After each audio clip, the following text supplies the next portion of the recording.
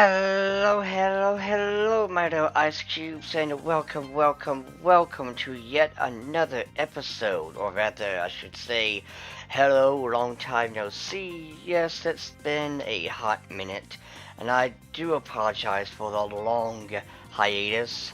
I know this came out 2 weeks ago, and I now just started making a episode review. I do apologize. Life and all sorts of shenanigans. So, yeah. With that out of the way, though, now I'm going to try my absolute best to stay on a schedule to try to make a new episode of Dandadan every Thursday when it comes out, if not Friday or Saturday tops. However, though, with that being said and done, long time no see, everyone. But let's get started. And first and foremost, I just want to say, peak has returned. The next best thing is finally here with season 2. And I just want to start things off by mentioning that intro. Now, honestly, it's not as good as season 1. Season 1's intro was a 10 out of 10. Now, don't get me wrong, this intro is pretty good. It's a 9 out of 10. I do love that it's basically seeing things through Okran's, eyes, his perspective, the whole, I guess you could say, metaphor when he sees Momo and everyone in Calla. It is fantastic, great, I do like that. Plus, this season we are getting the GOAT. We are going to get the GOAT. I'm not going to tell you who it is, but in the intro, you get to see him. Now, with that being said, again, good intro. I did enjoy it, but we start off where we basically left off, and that, so, I have to be careful, right, with what words I say because of YouTube's TOS. Mind you, I want to treat you like rational thinking adults, but YouTube wants me to treat you as if you're all 5 years old, and I need to make sure that I use good words to not hurt anyone's fees or some bullshit like that. So, again, blame TOS. But with that being said, though, we see Momo is about to get. Let's see, what word do I want to use? You know what? Hamburger time, alright? It's about to be hamburger time for Momo. And so, I just want to throw this out there. I love that on Twitter/X, what do you want to call it, you got the air quote fans who are complaining about the scene, saying it supports hamburger time. Well, no, it doesn't. The bad guy is doing bad guy thing. Bad guys do things like hamburger time. So, it's not a huge issue. It's not promoting it, it's not praising nor glorifying. This is a bad guy doing what normal bad guys do. Not only that, but it's hilarious how they keep making Momo look like the victim when she smokes these guys later on, but that's beside the point. So, first, she's about to get hamburger timed, but thanks to Triple Granny and her lucky, jutsu power, what do you want to call it, it activates, crushes some of them escape. She is safe thanks to, again, luckiness, aka plot armor. But Momo is safe, and then we cut back to, of course, Gigi and Okran, who's looking into the hole. They're seeing, what is this? What's going on? And then we get the knock on the door, and we see that Gigi's, foster caretakers, what do you want to call them, are here to, come back. And I just want to ask, too, because this is another question I want to bring up. So, when it comes to the Serpo, they look like, yes, Peter Griffin, but when it comes to cryptids, they look like the Smiling Man, an actual cryptid. To those of you who played Fallout 76, you know exactly what I'm talking about. So, are these supposed to be, due to their skin so gray, are these supposed to be based on, I believe it's called the Gray Ghost? I know there's even some cryptids, I want to say, like the Gray Man, I believe. Or is it just, for the sake of plot? But that's not important. What's important is, they've come back. They're, basically getting on to Gigi about getting, people who can exercise ghosts and whatnot. They completely hate that because they're hiding a deep, dark secret. And it turns out that, hey, one of them's like, hey, okay, this is your friend, so prove it. Which I do gotta say, I love that Okran pays attention because he knew what Gigi's favorite soccer team was, thanks to, again, that little plot point, I guess you could say, Chekhov's gun, where they put the poster over the hole. Well, it turns out, everything's pretty much fine until Momo comes in. Turns out, no, both Gigi and Okran have got vibes checked. They're, unconscious. And so it's now time to kick ass and take some names. And Momo does a great job in delivering the wolf ass. I loved her fight with these creepy dudes. Now, I'm caught up with the manga, okay? So I know what is already going on. I know who these characters are, etc., but I can't tell you because, again, spoilers. But you see that, she's kicking ass, taking names, smoking them, and then here comes, the grandma, the mother, the head honcho, who is able to take down Momo, and she uses a reference called Jennifer Lopez Anaconda, which, for those of you who don't know, is literally based on the movie of the same name, Anaconda, and Jennifer Lopez played in said movie. It was an alright movie. Granted, though, it never ceases to amaze me just how random Tatsu is with his work. Because, you got Mr. Shrimp, who sings Japanese businessman, and you're expecting it to just be some random silly thing.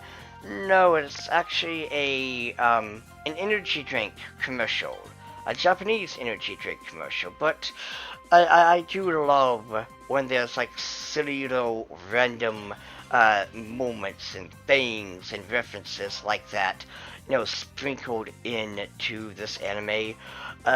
It just adds to the hilarity. But anywho, so, as Momo gets punched through the wall that had the hole in it, it turns out that they're not good guys. I almost forgot one teeny tiny thing. I do apologize.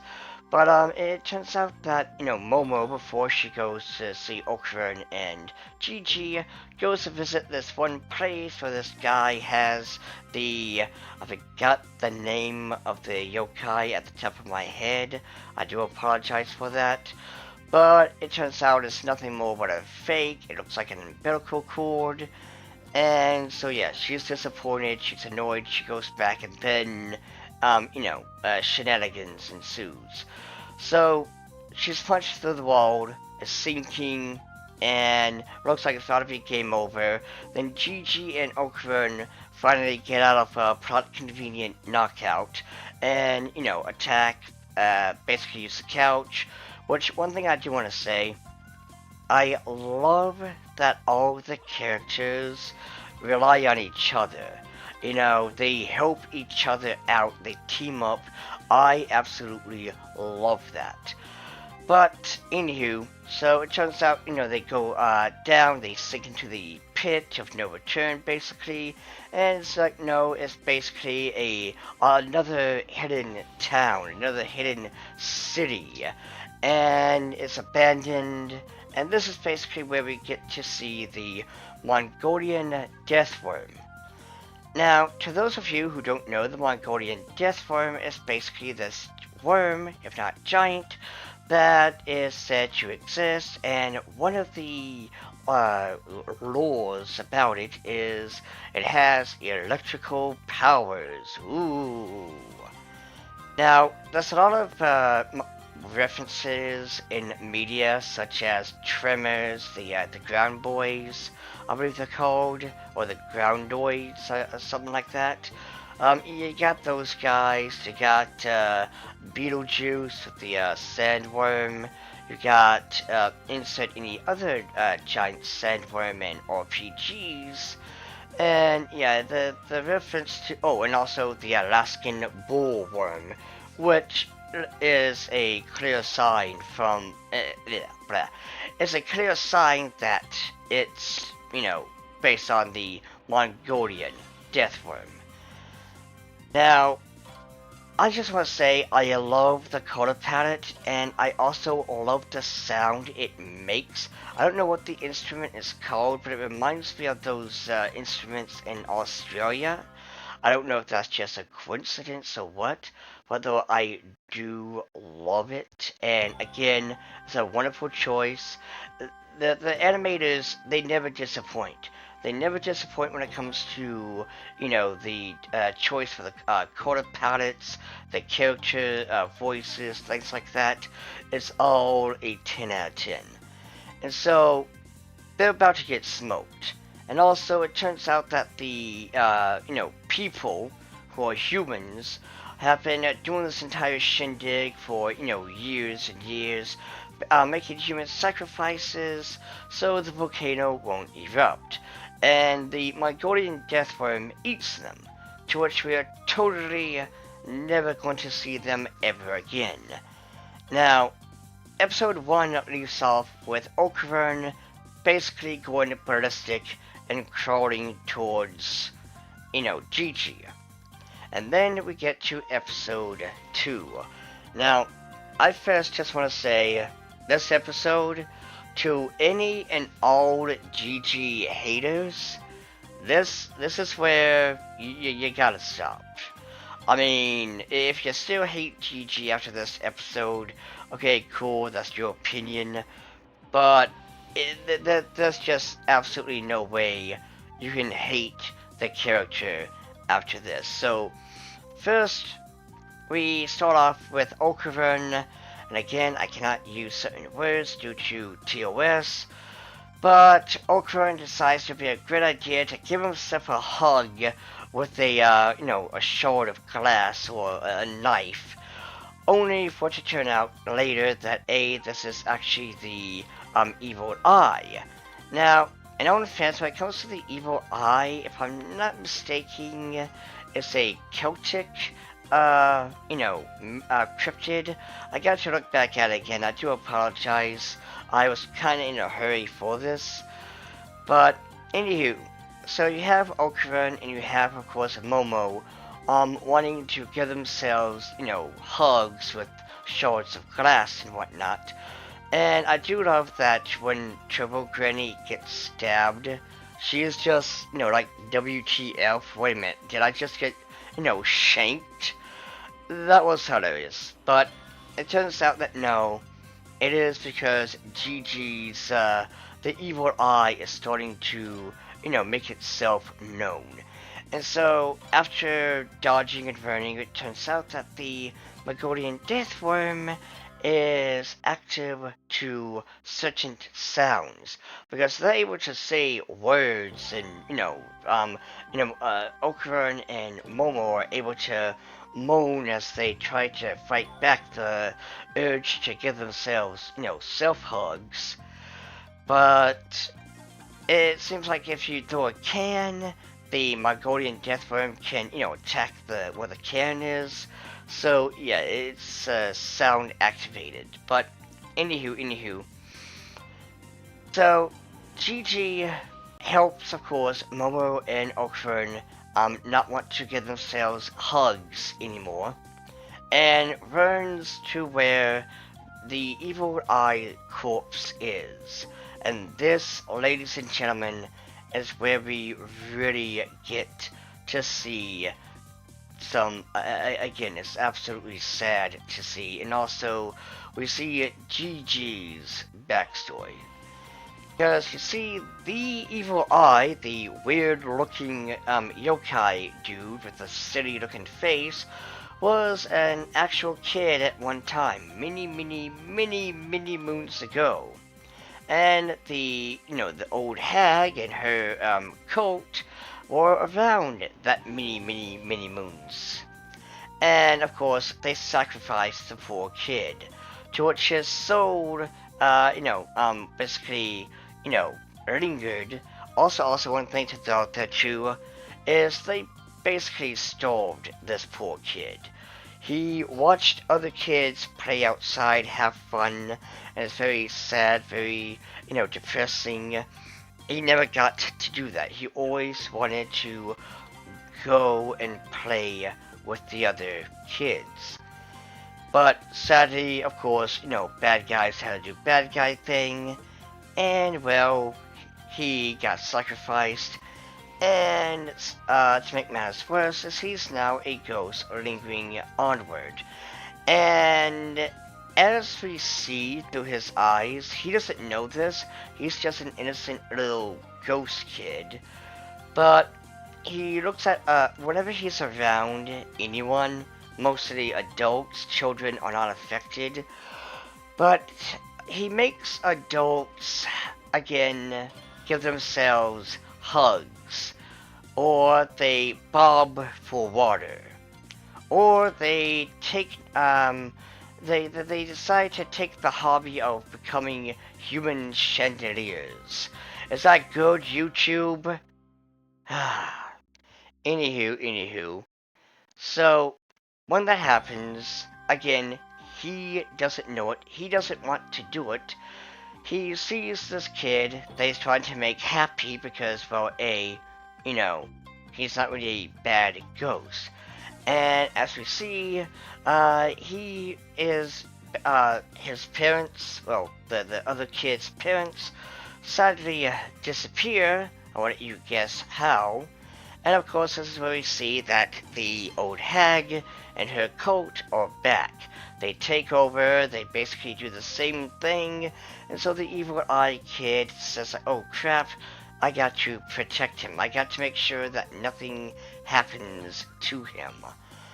And, well, of course, thankfully, because of plot stuff, he is able to be saved, and I gotta say, the animation, and how they did this, had the evil eye fuse with, Gigi, was absolutely amazing. It was beautiful. It was so fluid. And I absolutely loved it. And not just that, but Gigi's evil eye form looks really badass as hell. And so he and Okavern are fighting. Oh, which, by the way, before I forget, so Okavern does turn into his turbo side and is able to cut the head of the Mongolian death worm. But like all worms in media, when you cut the heads off, just like a hydra, a new one is able to grow back. So this SOB can regenerate, and we see just how dangerous he is, not just regeneration, but also laying out tons of golden, disgusting, sticky ooze, as well as using electrical power, which, in all fairness, was something that the actual Mongolian Deathworm could do in, well, the myth. But anywho, sorry, my mouth is getting dry. But anyway, as I was saying though, so we see that again, the evil eye is basically not on their side. He just wants to see the world burn. And we leave off where, well, we leave off where they're basically going head to head. And also, I just want to throw out there, I absolutely, again, I love the animation. I love, the music, the soundtrack, and before I forget too, that outro is also good. But yeah, other than that, this was an amazing return to the anime. This was and is a 10 out of 10. I look forward to episode 3, and again, guys, I'll try to have that as soon as possible and not be late like this time. I do apologize yet again. But with that being said, though, please, by all means, like and subscribe. Follow me on Twitter. Follow me on, or X, sorry. Follow me on, Blue Sky, Discord. And remember, my little ice cubes, just stay awesome. Bye!